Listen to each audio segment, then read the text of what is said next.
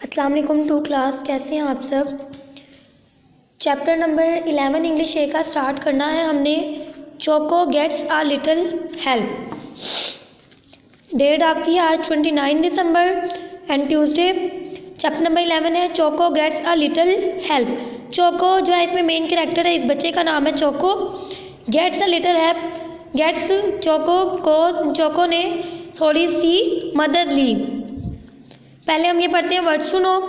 चैम्ड, चैम्ड का मतलब होता है बाइट एंड क्रश्ड नॉइसली, किसी चीज़ को बाइट करना, काटना और चबाना आवाज़ के साथ। Dentist, a person who cares for the teeth of others, एक ऐसा इंसान जो दूसरों के दांतों की हिफाजत करता हो। डिफ़िकल्ट, हार्ड, नॉट ईजी, मुश्किल। हीप, हीप कहते हैं अ पाइल और माउंट, हीप कहते हैं ढेर को। मंच्ड, च्यूड स्टेडली, आहिस्ता आहिस्ता से चबाना।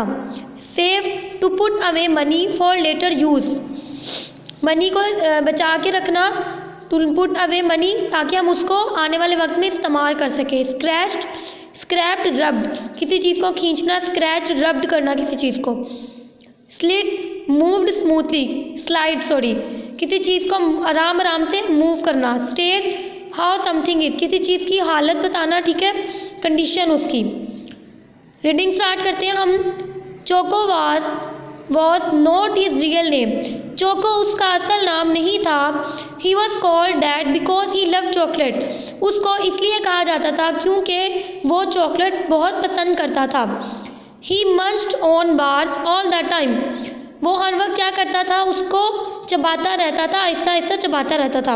एवरी मंडे, हर पीर को, Choco's dad gave him some pocket money, Choco के जो वालिद थे उसको वो कुछ जेब खर्च देते थे। He called it his Poco, वो उसको क्या कहता था, अपनी पोको कहता था वो उसको, उसने उसका निक नेम रखा हुआ था Poco.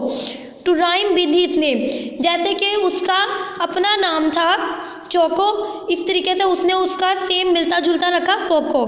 Save your Poco choco, his father told him, उसके वालिद ने कहा चोको अपनी पोको को सेव करो। Then you can buy something useful, फिर तुम कोई मुफीद चीज़, फ़ायदेमंद चीज़ खरीद सकते हो।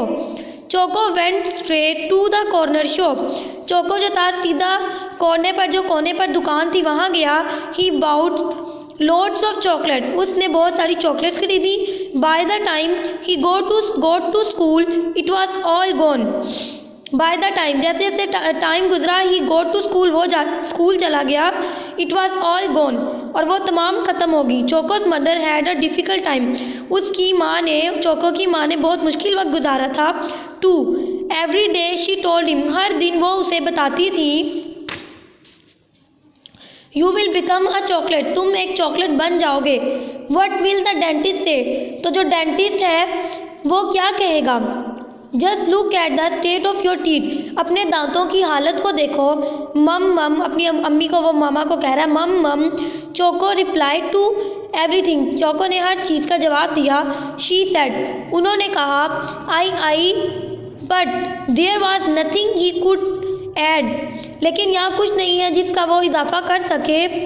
ही न्यू ही मस्ट स्टॉप, उसने कहा वो चुप हो जाए, उसको चुप हो जाना चाहिए। But did not know how, लेकिन किस तरह। Every time he looked in a mirror, वो हर वक्त शीशे में देखता रहता था।